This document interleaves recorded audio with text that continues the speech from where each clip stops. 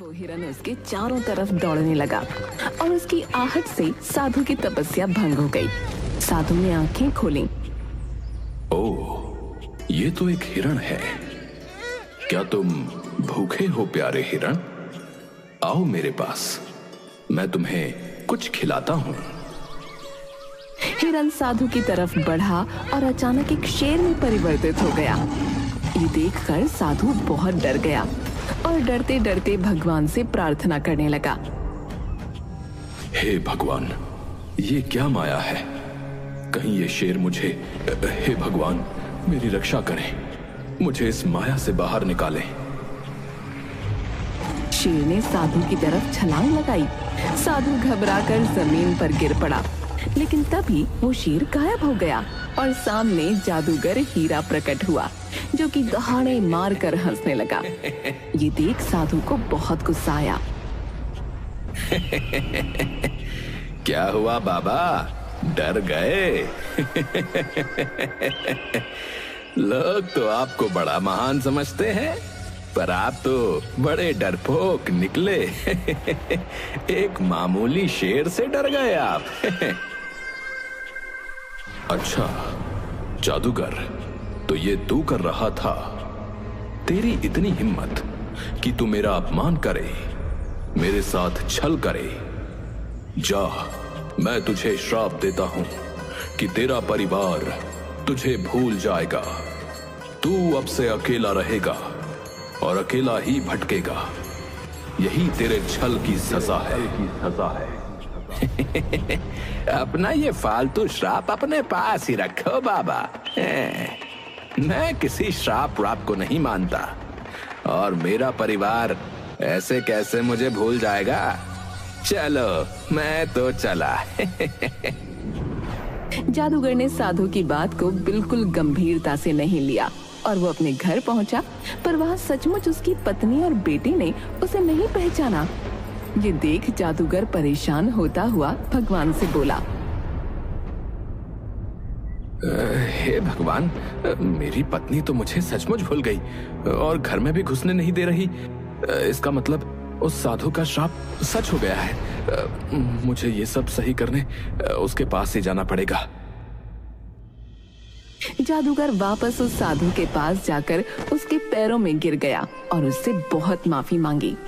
बहुत देर माफी मांगने के बाद साधु ने उससे कहा, मैं अपना श्राप तो वापस नहीं ले सकता, लेकिन श्राप को तोड़ने का एक तरीका बता सकता हूं।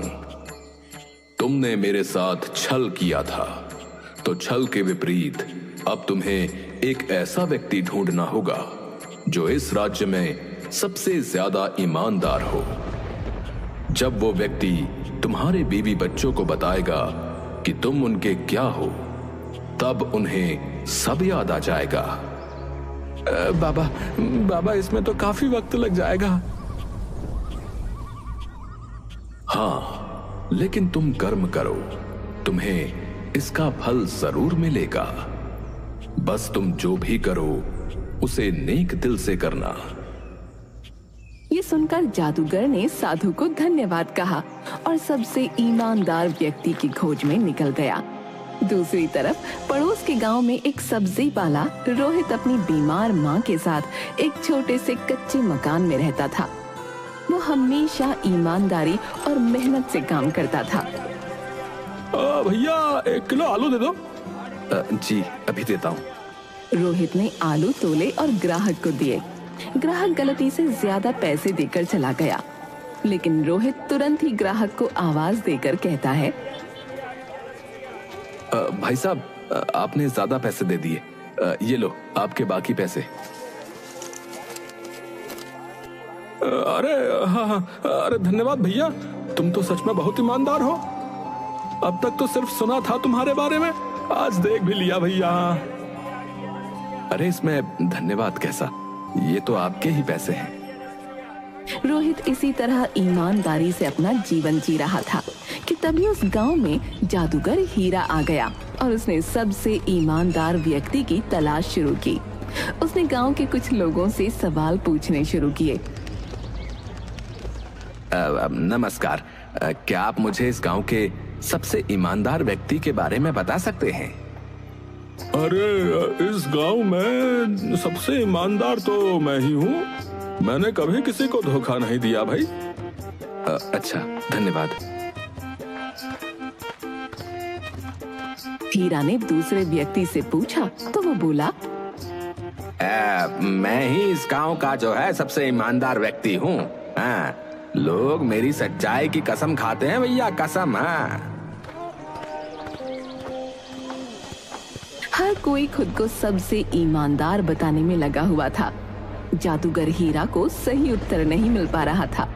आखिरकार वो रोहित के पास पहुंचा। नमस्ते। क्या आप मुझे इस गांव के सबसे ईमानदार व्यक्ति का पता दे सकते हैं? नमस्ते भैया। देखिए, इस गांव में सभी लोग ईमानदार हैं, लेकिन एक बात कही जाती है ना कि ईमानदार वही है जिसे बेईमानी का मौका नहीं मिला। इसलिए अंदर की सच्चाई तो भगवान ही जानता है। रोहित का ये उत्तर सुनकर जादूगर हीरा सोच में पड़ गया। ये तो बिल्कुल सही बात कह रहा है। असली ईमानदारी का पता तब चलता है जब किसी को बेईमानी का मौका मिले और वो फिर भी सच्चाई का साथ दे। मुझे इन लोगों की ईमानदारी की परीक्षा लेनी होगी। जादूगर हीरा ने उन लोगों की परीक्षा लेने के लिए रात के अंधेरे में अपने जादू से गांव के बीचों बीच एक जादुई पेड़ बनाया। अगली सुबह जब गांव वालों ने उस पेड़ को देखा तो वो हैरान रह गए। अरे ये पेड़ तो यहाँ कल रात तक नहीं था, ये कैसे आ गया भैया? ये पेड़ तो बड़ा ही अजीब सा लग रहा है कि नहीं? सुनो गांव वालों, मैं एक जादुई पेड़ हूँ। तुम लोग आज भर मुझसे कोई भी एक मनोकामना मांग सकते हो। तुम्हें वो सब मिलेगा जो तुम चाहोगे, पर कल मैं गायब हो जाऊंगा। अरे अरे बाप रे, अरे भैया, अरे अरे जादुई पेड़।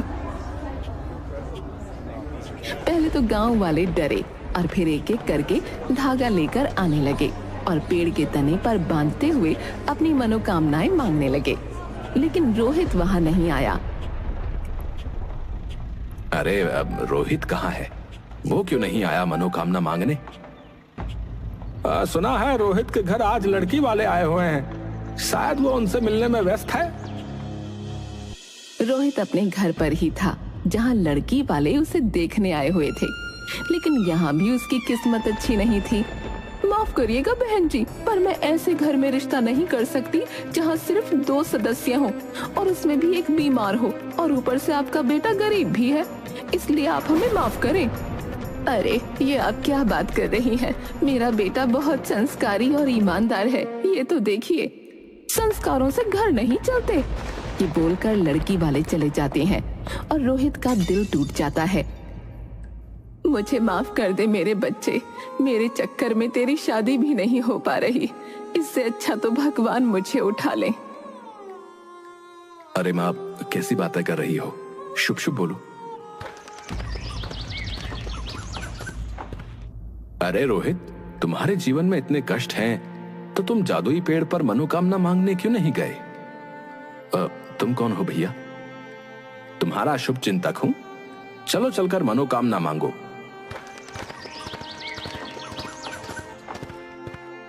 रोहित जाता है और मनोकामना मांगता है, लेकिन अगले दिन गांव में कुछ अजीब हुआ। लोगों की मनोकामनाएं गलत हाथों में पहुंच गईं। किसी ने धन मांगा था, लेकिन उसे किसी और के पास भेज दिया गया। किसी ने सोना मांगा था, लेकिन वो किसी और को मिल गया। ये क्या हो रहा है भैया?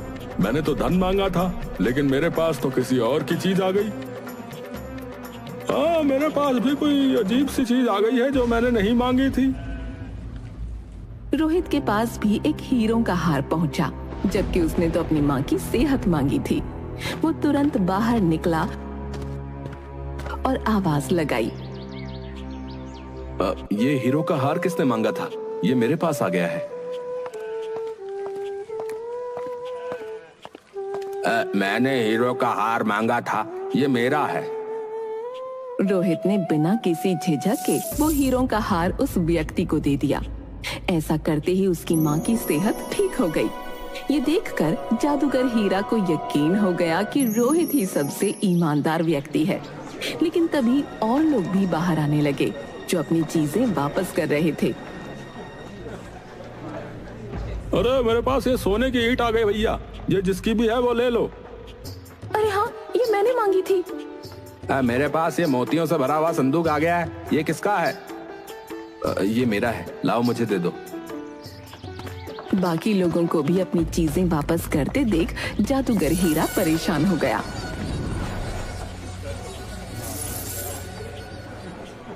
हे भगवान, ये क्या चल रहा है? मुझे तो लगा था कि रोहित ही सबसे ईमानदार व्यक्ति है, पर यहाँ तो और लोग भी अपनी चीजें वापस कर रहे हैं। अब कैसे पता चलेगा कि सबसे ईमानदार कौन है? वो ये सब सोच ही रहा था कि तभी उसे एक विचार आया। यहाँ पर शायद लोगों ने ईमानदारी इसलिए भी दिखाई क्योंकि ये बात पूरे गांव के सामने थी।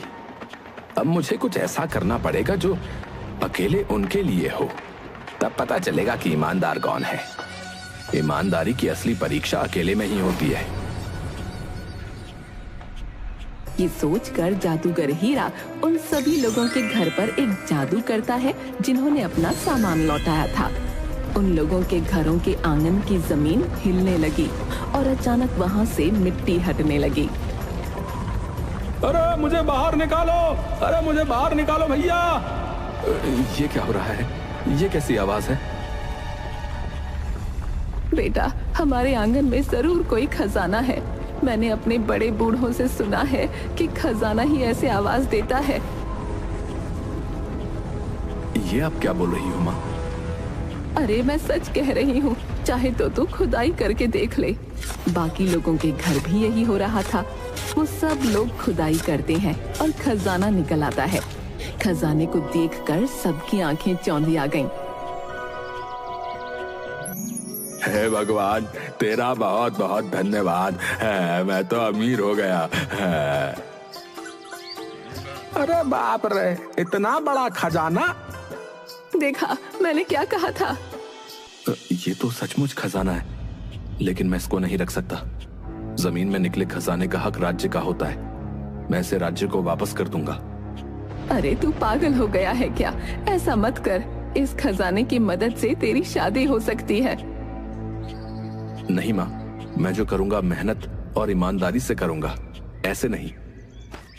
रोहित वो खजाना लेकर घर से निकला और राज्य को वापस कर दिया।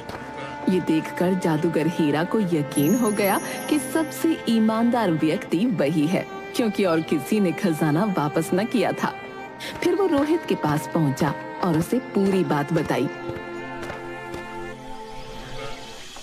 मैंने उस साधु के साथ बहुत बुरा किया, इसलिए उन्होंने मुझे श्राप दे दिया, और इस श्राप को तोड़ने का सिर्फ एक ही तरीका है कि इस राज्य का सबसे ईमानदार व्यक्ति मेरी पत्नी और बच्चे को मेरे बारे में बताए। इसीलिए मैं तुम्हारे पास आया हूँ, क्योंकि तुम ही इस राज्य के सबसे ईमानदार व्यक्ति हो। पर मैं कैसे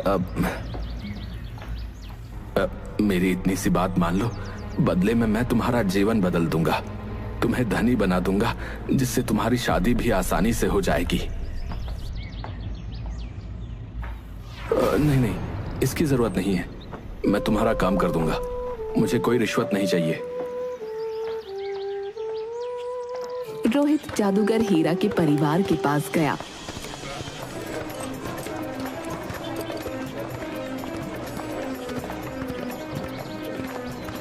और उन्हें सच्चाई बताई।